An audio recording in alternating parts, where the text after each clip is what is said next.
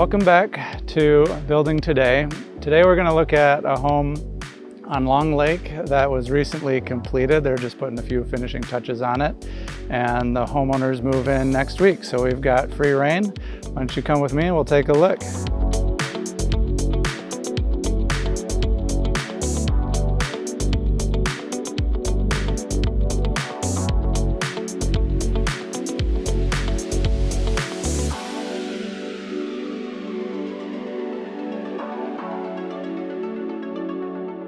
So this house is on Long Lake. It replaces an old cottage that was here for about 60 years. It was pretty well dilapidated when the clients bought it. And the site was pretty challenging. As you can see, we're pretty well above the water level. And there's a hill that just kind of continues to go up for the driveway. So we had some challenges just finding perfect spot for the house. It lended itself really well as a result to a walkout, and the driveway and the garage are kind of, well, I should say the garage is tucked into the hill so that we were able to fit the lot, because it's also a very narrow lot. So the driveway kind of comes down into the house. Something that's really exciting about this property is how high it is above the water level. So you've got views across the whole lake and the islands. And with the views being this high, when you're in the house, it really looks like you're kind of floating in the air, kind of like a tree house. So what's really popular in this area of northern Michigan for siding is LP Smart Side. It's a wood composite material that resists moisture and bugs and mold. It comes pre-painted from the factory. That's what we did on this house. It's a simulated wood look. Again, came pre-painted like this from the factory, but it really stands up well to harsh colds and the immense amount of rain we can get in the summertime and high humidity in the summertime. It's really just a good all-around siding product for this area. So inside the house now you can see it's a very open floor plan. The family really likes to entertain here. They have a large family, so we've got 4 bedrooms, several suites, and a very large entertaining space here with the living, the dining, and the kitchen all being very open. So it's really a very inviting space, and then the suites are all very privately tucked away. One of my favorite things, one of my favorite designs for kitchens is the setup that we went with here. It doesn't always work, depends on the view, depends on the house, depends on the client. But with this view and with this client, with this design of house, it worked out really nicely to put the sink in the island. The client was okay with that being here, taking up some of the countertop space. But having the island and the sink and the stove across from one another is something that I find is really very functional for single cook kitchens, right? So if you're the cook, you're here at the sink, you're working at the sink, you can turn around and work at the stove. And you've got loads of countertop space on the side of the stove and on the side of the sink. So it ends up being incredibly functional in a very small area as far as the cook is concerned. And then we have the refrigerator on the side wall, as well as a little pantry cabinet. The garage is down this hall to the right, so that, you know, when bringing in groceries or guests are coming, there is easy access to the food, beverages, etc. And then also for dining, for serving, we have buffet space off to the side so that all of the food can stay off to one side where everybody has access to it, and the cook has full reign of this area with nobody else getting into their business. We have what is now kind of a family hangout space, kind of a rec room. We have another family room downstairs. This room started off as a porch and deck, became a screened-in porch, became an office. We blew out all the walls and then just made a giant sunroom. And now it's just kind of a full-on room. It's heated, it's got electricity in it, of course. We have a kitchenette in the far corner. And it's just a great hangout space with doors that you can shut so that If you're playing a game or making noise in here, watching a show, other people can be congregating and conversing over there. So it's designed again for a large family, entertaining a lot of people, but you can separate into different areas and not be interrupting each other with your fun.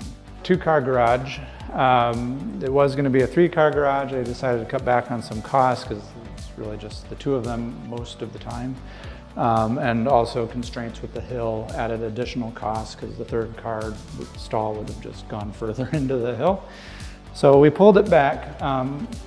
But something that's really important to me in a space like this is quick and easy communication from the garage right into the living space of the house without creating a lot of congestion.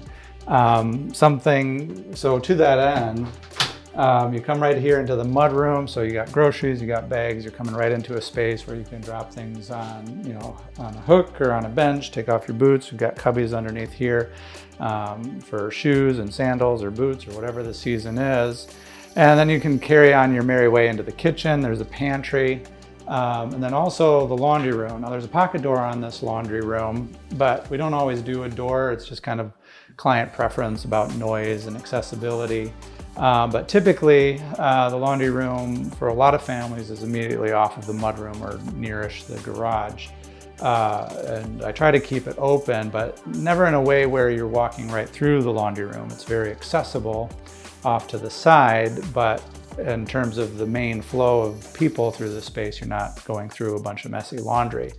We also have a closet for seasonal storage. And then you come to the pantry, and then you come into the kitchen. So it's really a very short distance from the garage to the kitchen, but there's a lot going on either side without a lot of conflict of use in between all of those things. So it's efficient and very effective. So when you walk in through the front door, you're greeted with just a stunning view. And like I said, we're way up in the air because of the hill and because we're on the main level above a walkout. So it really feels like we're right in the trees here. The clients opted to keep as many trees as possible. It is a steep hill, so root structure is really important. So we didn't really want to take out any trees, even if they could.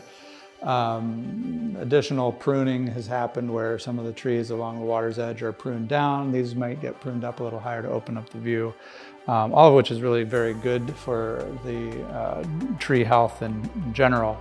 So they have a lot of control over what they can and cannot see, but they really like the privacy and the glitter of the sun coming through. We're facing west right now, so sunsets here are spectacular, almost year-round. But I really like this design because of just being able to walk in and see that huge panorama. And this is a very unique property on this lake with how high it is. Something that I always try to do in all my designs is get as much natural light into the house. I mean, natural light in general is just good for human health. So whenever possible, we try to get as much natural light into the space. This view is spectacular towards the west, but so afternoon, evening, you're going to get a lot of natural light, but in the morning, we have the garage on the east side, we have a bedroom on the southeast side, so we wanted to get more light in here. So that's why we created this vault to go all the way over to the front of the house with windows at the door and then a window up in the gable, so that when the sun's coming up over the trees and across the driveway, we're going to get really nice morning light in here as well. And what I like is with the window here, morning light can come in to the stairwell, afternoon light can come in from outside to the stairwell. And it just keeps the stairwell, and by extension makes the lower level feel a lot more inviting because the stairwell or the passage by which you get to the lower level is very bright and inviting. So something else that's super important to me is when you come down the stairs, if at all possible, you're coming right into a space that has a view and has light. So there's no point at which you are communicating from one space to another where you're not in some sort of natural light. And if possible, take advantage of that spectacular view again. And now we're in the lower level, the walkout patio, and the view is arguably just as good.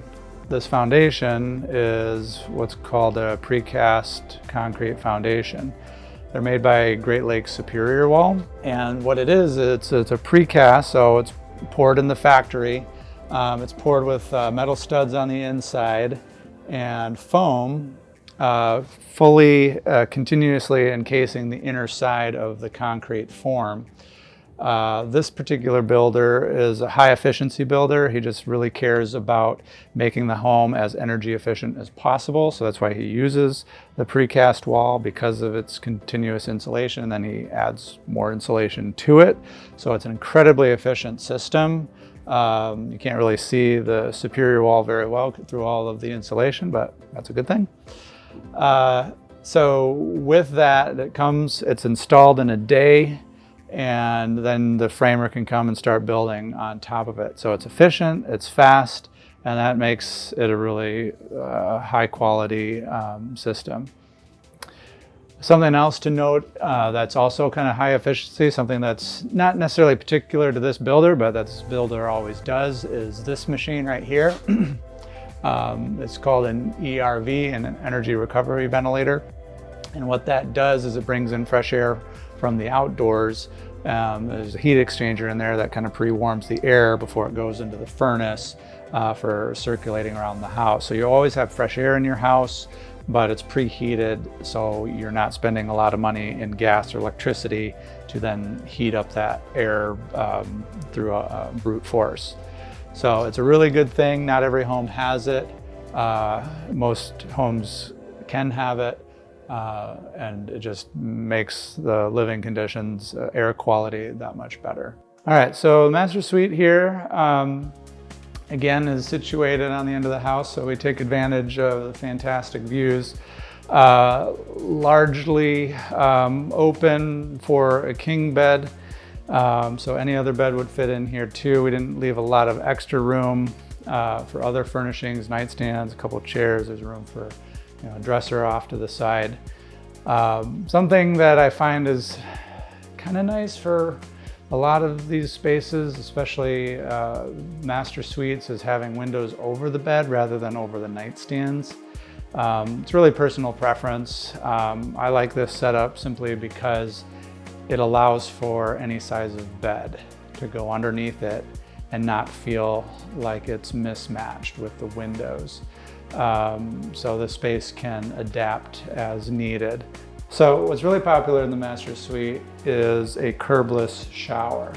So we recess the floor at the shower here, so there's no curb to step up and over. And then the door swings both ways. And so this is just really nice for aging in place. I mean, whether you're young or old, but showers can, when they're wet, they're slippery. So it's just always nice to have a door that from either side you can just push to get in and you push to get out, and there's nothing to step up and over. So it's great for all ages. It does add a little bit of cost, but overall it's really nice and adds a lot of value to the home. Yeah, with a lot of these lakefront homes and having walkout lower levels, it creates a lot of opportunity for outdoor living. So this home is no exception. Besides the stunning views, we wanted to make the walkout lower level as nice as the main level and as connected with the outdoors. So several of the rooms have large patio doors to be able to come outside and really enjoy the beautiful nature, and the views are equally as incredible from the lower level here.